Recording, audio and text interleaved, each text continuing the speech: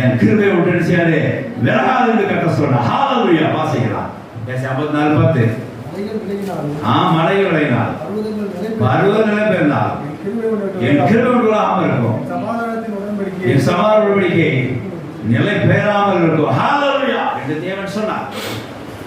நான் யோசிப்பேன், மலை போல கூட ஸ்ட்ராங்கா இருந்தாங்களே இந்த ஜனங்கள், இந்த பரிசுத்தவான்கள். மலை போல பெரிய பருவமா இருந்தாங்களே இந்த பரிசுத்தவான்கள், இன்னைக்கு இல்லையே அப்படி யோசிப்பேன்.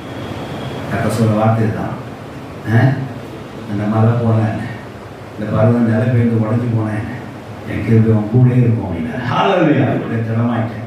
அப்போ என்ன அர்த்தம் அப்படின்னா, என் கிருபை விலகாமல் இருக்கும் என்று சொல்லி தேவன் சொல்கிறாரா. அவன் கிருபை மட்டும் விலகாவதுக்காக தேவன் ஸ்தோத்திரம். ஹalleluya.